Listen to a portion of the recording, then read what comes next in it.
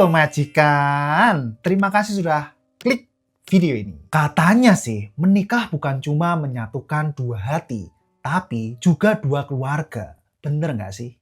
Tapi bagaimana nih kalau orang yang kita anggap keluarga justru malah diam-diam nih menyimpan kebencian yang begitu dalam? Bagaimana kalau senyum, perhatian, dan kepedulian yang selama ini terlihat ternyata hanyalah topeng untuk menutupi sebuah rencana yang mengerikan. Jadi suatu hari ada seorang ibu rumah tangga yang dilarikan ke rumah sakit oleh menantunya sendiri. Sang menantu menangis histeris. Dia mengaku bahwa mereka baru saja menjadi korban pembegalan saat dalam perjalanan pulang. Di hadapan keluarga dan petugas, dia tampak begitu terpukul. Seolah-olah dia adalah orang yang paling kehilangan atas tragedi itu. Namun semakin dalam polisi menyelidiki kasus ini, semakin banyak juga kejanggalan yang terungkap. Dan akhirnya terkuak juga nih sebuah fakta yang membuat banyak orang tercengang.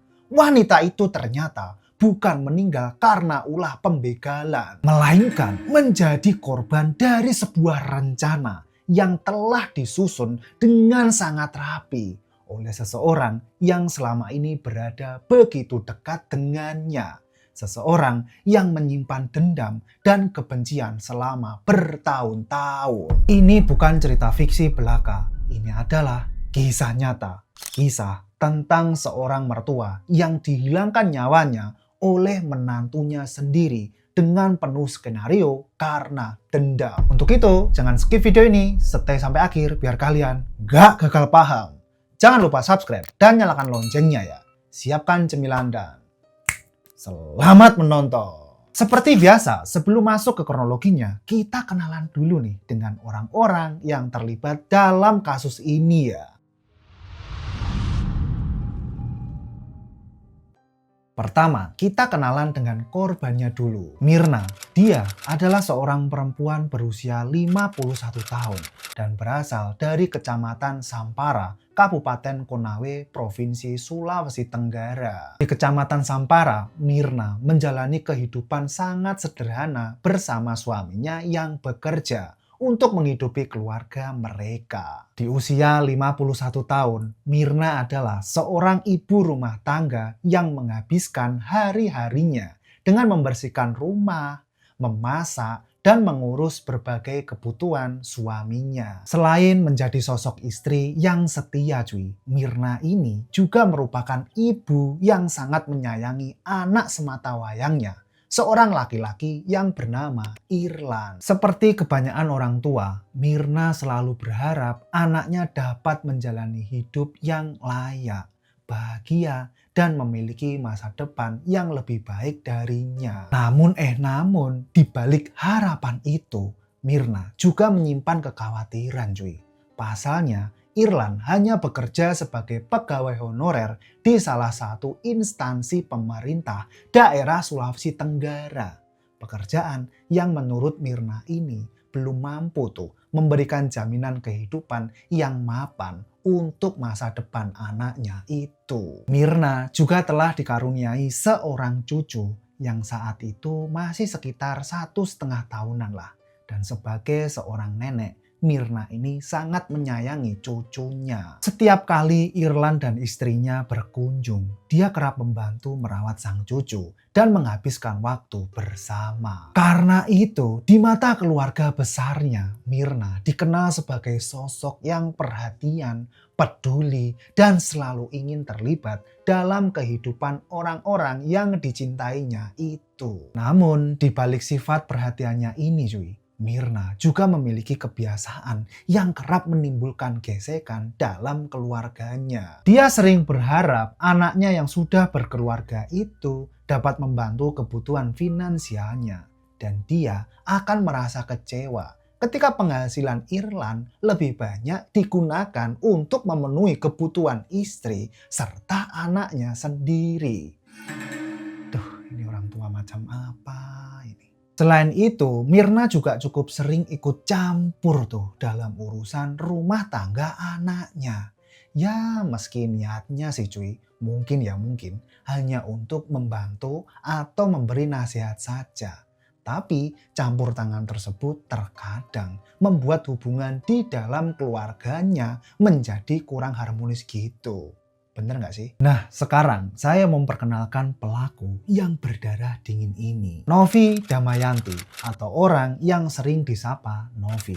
Dia adalah seorang perempuan berusia 24 tahun yang berasal dari kota Kendari, Provinsi Sulawesi Tenggara. Di umurnya yang baru 24 tahun itu cuy, Novi adalah seorang perempuan muda yang bisa dibilang sukses. Dia bekerja sebagai seorang bendahara di pabrik gas LPG yang terletak di daerah kota Kendari, Provinsi Sulawesi Tenggara. Dari pekerjaan ini, hidup Novi cukup mapan hingga dia mampu untuk membeli rumah di pusat kota Sulawesi Tenggara. Meski memiliki pekerjaan dan penghasilan yang lebih mapan, Novi tidak menjadikan status ekonominya sebagai ukuran utama dalam memilih pasangan hidup. Dia tetap memilih menikah dengan si Irlan yang saat itu hanya bekerja sebagai pegawai honorer di salah satu instansi pemerintah daerah Sulawesi Tenggara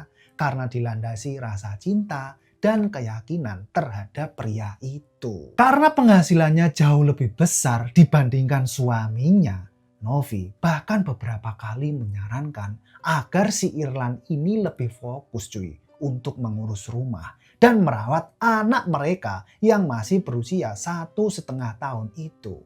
Sementara dirinya menjadi pencari nafkah utama di keluarganya. Di mata orang-orang terdekatnya, Novi dikenal sebagai sosok istri yang sangat mencintai suaminya. Namun rasa cintanya yang begitu besar terkadang membuatnya terlihat posesif dan ingin selalu terlibat dalam setiap aspek kehidupan suaminya itu. Di sisi lain, Novi juga dikenal sebagai ibu yang penyayang dan sangat protektif banget terhadap anak sematawayangnya yang masih kecil itu. Meski demikian, Novi memiliki satu sifat yang cukup menonjol nih, yaitu sulit melupakan rasa sakit hati. Atau bisa dibilang pendendam gitulah cuy. Dan Novi ketika berselisih dengan seseorang, Novi ini bukan tipe orang yang langsung meluapkan amarahnya gitu. Sebaliknya, Novi cenderung memilih diam dan memendam perasaannya sendirian. Namun, di balik sikap tenang itu, kekecewaan dan kemarahan yang dirasakannya seringkali nih terus tersimpan dalam waktu yang sangat lama. Nah, sebenarnya gimana sih semua ini bisa terjadi?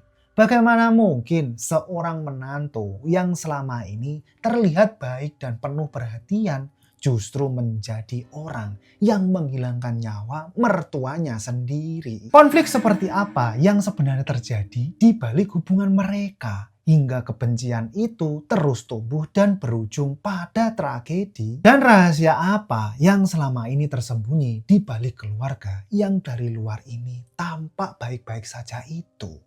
Oke cuy, langsung saja kita masuk ke kronologi lengkapnya. Yuk, cus!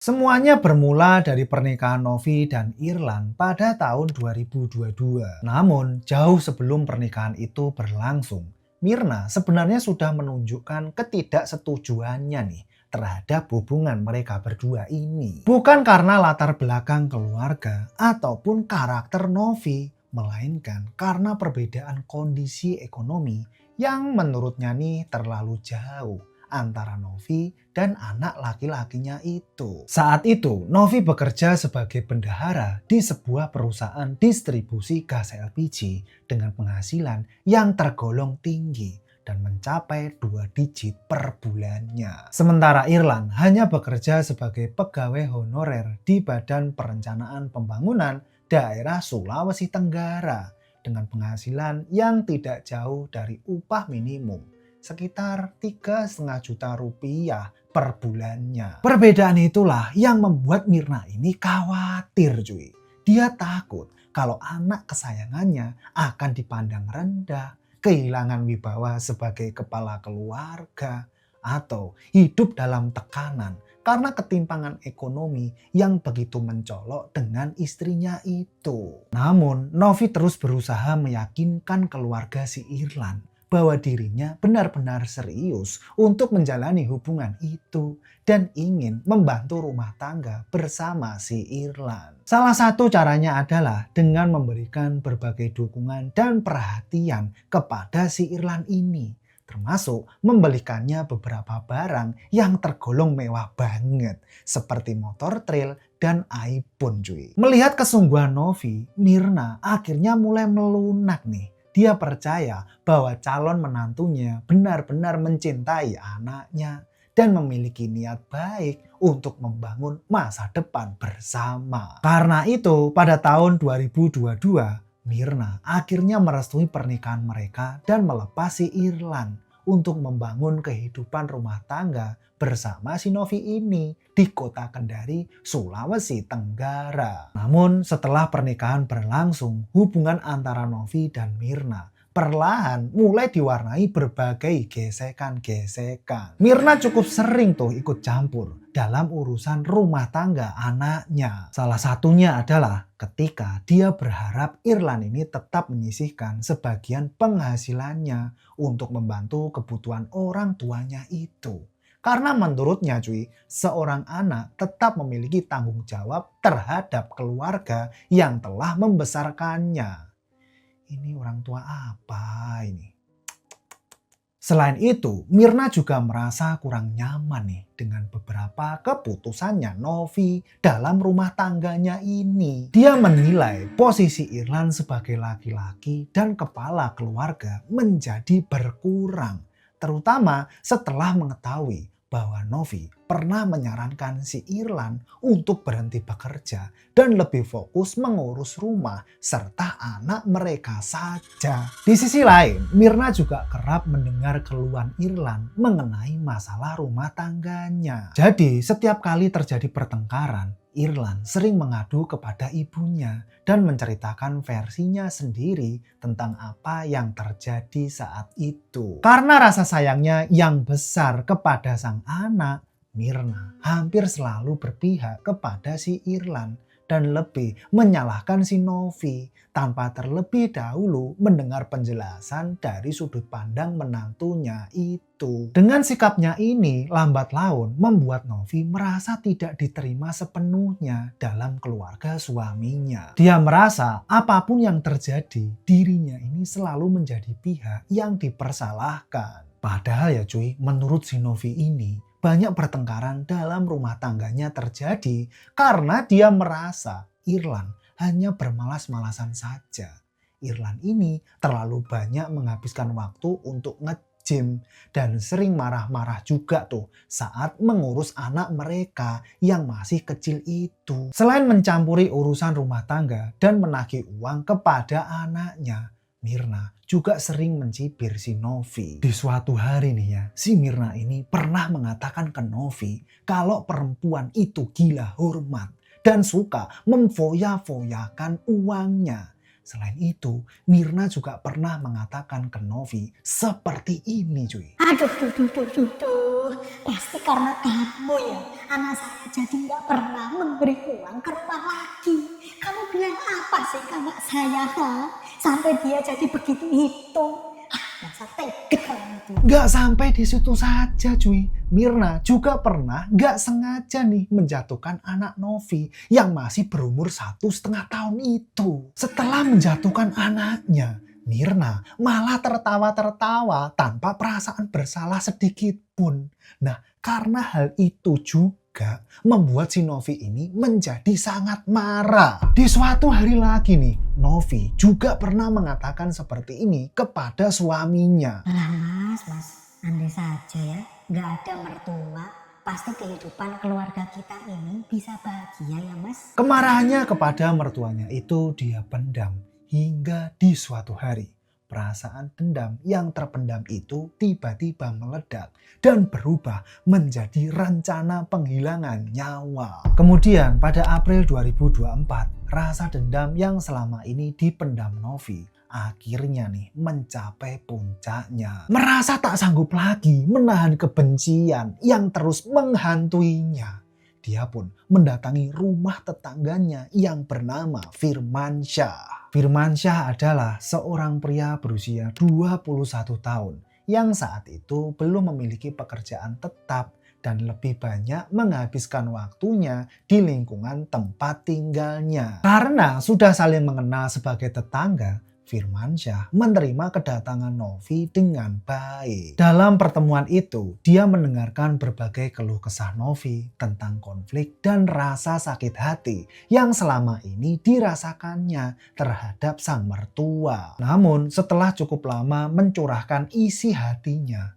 Novi akhirnya mengungkap tujuan sebenarnya dari kedatangannya itu. Dia meminta Firmansyah untuk membantunya melaksanakan rencana mengerikan yang telah lama dipendamnya, yaitu menghilangkan nyawa mertuanya sendiri. Firmansyah awalnya ragu-ragu nih, karena walaupun dia butuh uang dan pekerjaan, dia masih takut jika tertangkap polisi. Namun Novi menjanjikan kepada Firmansyah bahwa dia nggak akan masuk penjara karena Novi akan menutupi tindakan mereka berdua. Tak hanya itu, Novi juga menawarkan imbalan yang sangat besar cuy, agar Firmansyah bersedia membantunya.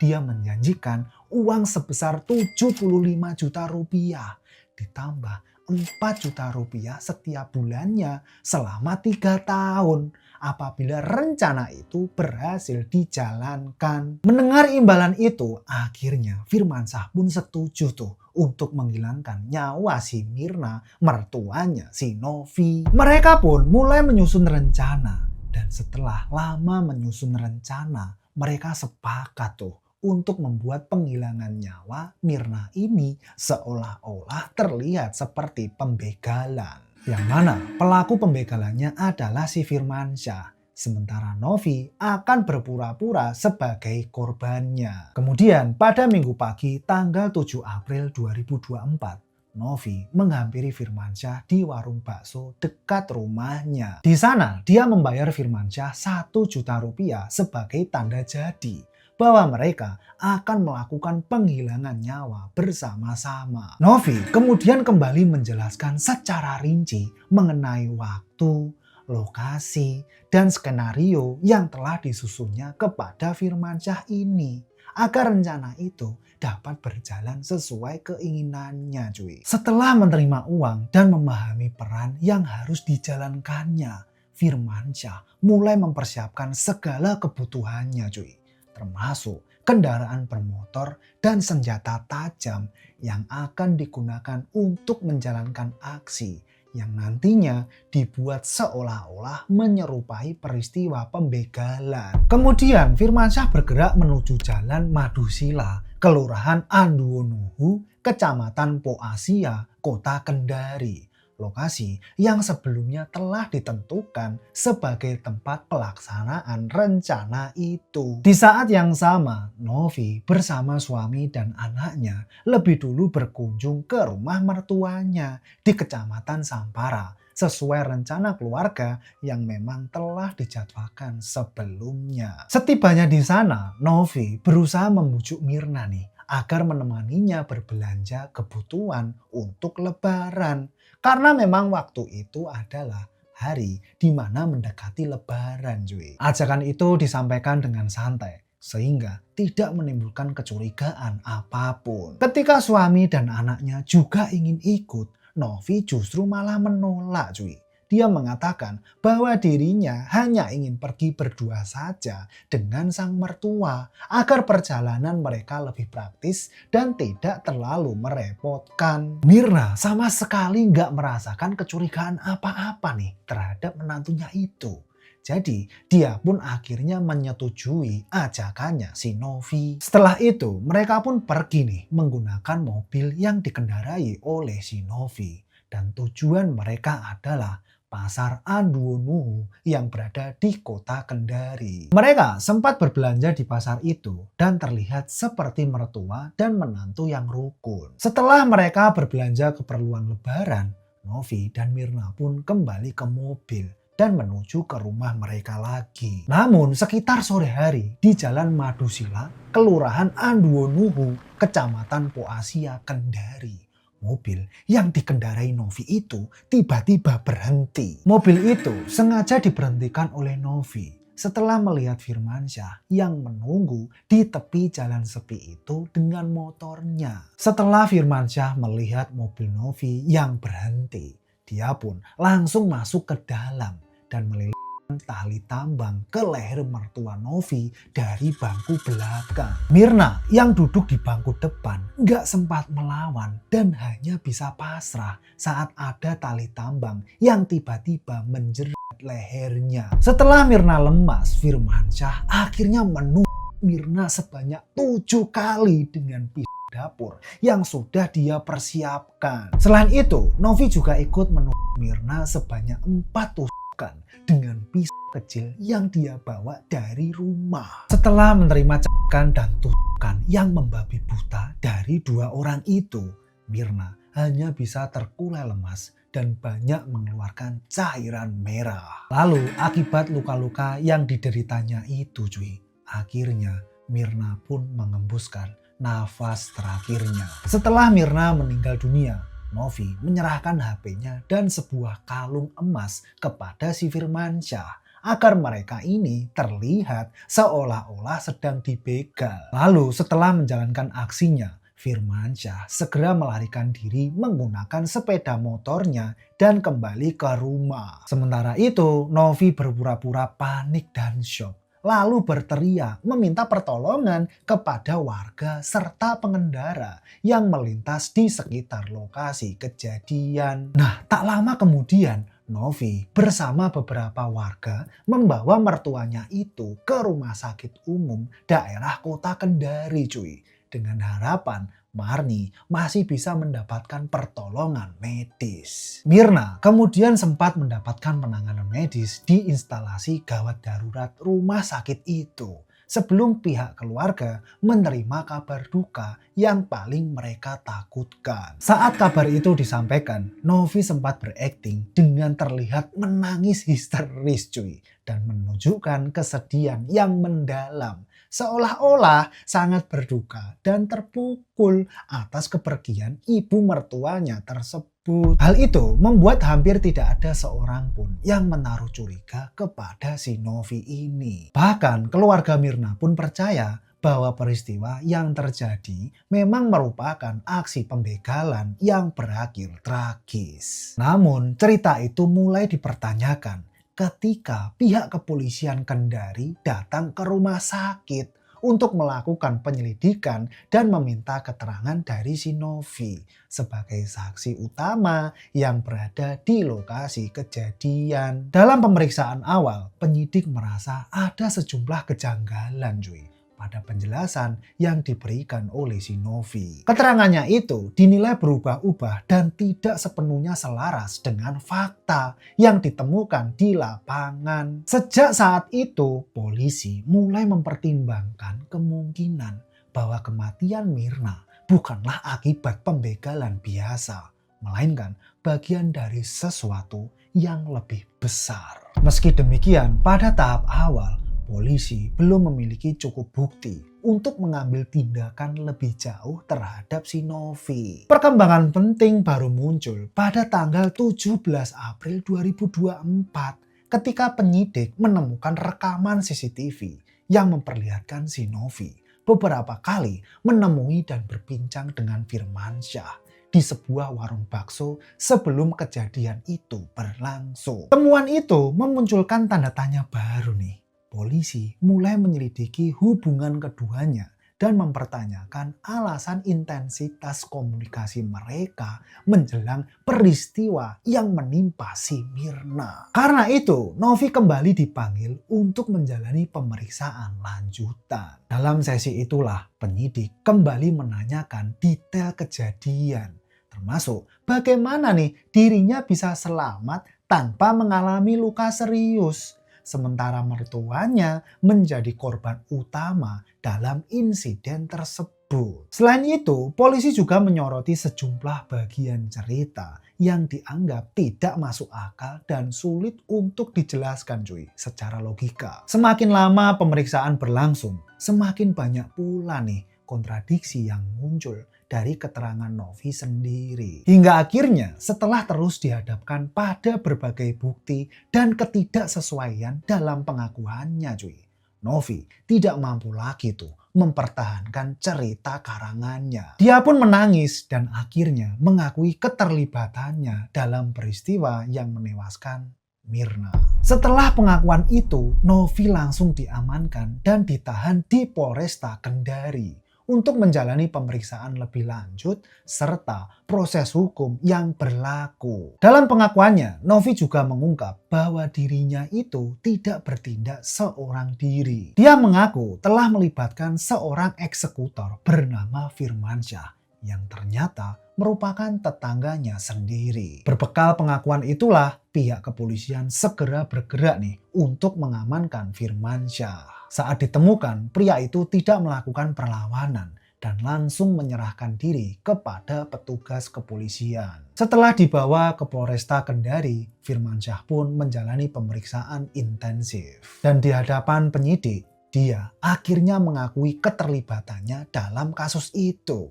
Terlebih karena polisi telah mengantongi sejumlah bukti, termasuk rekaman CCTV dan keterangan dari si Novi. Setelah proses penyidikan dinyatakan lengkap, keduanya resmi ditetapkan sebagai tersangka dan ditahan untuk mempertanggungjawabkan perbuatannya di hadapan hukum. Beberapa bulan kemudian, tepatnya pada tanggal 12 November 2024, Novi dan Firmansyah menjalani persidangan di Pengadilan Negeri Kendari untuk menghadapi dakwaan atas kasus yang menewaskan Mirna. Persidangan itu dipimpin oleh hakim ketua bernama Frans Bempi Supit Pangemanan dengan hakim anggota Sulasmi Tri Juniarti dan Mahyudin. Majelis hakim menemukan bahwa Novi dan Firmansyah terbukti bersalah atas penghilangan nyawa berencana kepada Mirna secara bersama-sama dan mereka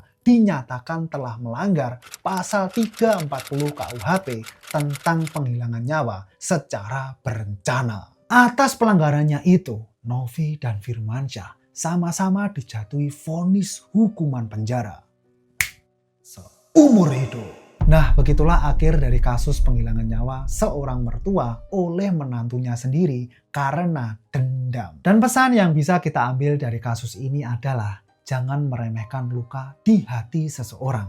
Karena rasa sakit yang terus dipendam suatu hari nih bisa berubah menjadi sesuatu yang tak pernah kita bayangkan. So, gimana pendapat kalian tentang kasus ini nih? Apakah perlakuan seorang mertua yang sering ikut campur urusan rumah tangga dan menyudutkan menantunya bisa menjadi pemicu lahirnya dendam yang begitu besar? Atau apapun alasannya, menghilangkan nyawa tetap tidak bisa dibenarkan dan pelaku pantas menerima hukuman seberat-beratnya. Menurut kalian nih, siapa yang paling berperan dalam tragedi ini? Mertua yang dianggap terlalu mencampuri urusan rumah tangga kah? Atau menantu yang memendam dendam terlalu lama kah? Atau suami yang gagal menjadi penengah di antara keduanya? Dan kalau kalian berada di posisi Novi nih, apa yang akan kalian lakukan untuk menghadapi mertua yang terus membuat kalian sakit hati seperti itu? Tulis pendapat kalian di kolom komentar ya. Kita diskusikan di bawah seperti biasanya. Terima kasih sudah menonton video ini sampai akhir. Jangan lupa subscribe, like, dan share video ini biar kalian tahu kalau kita upload kasus-kasus terbaru. Oke cuy, sampai ketemu lagi di kasus selanjutnya. Bye-bye. Temani misteri, ungkap fakta yang tersembunyi. Detektif Soda.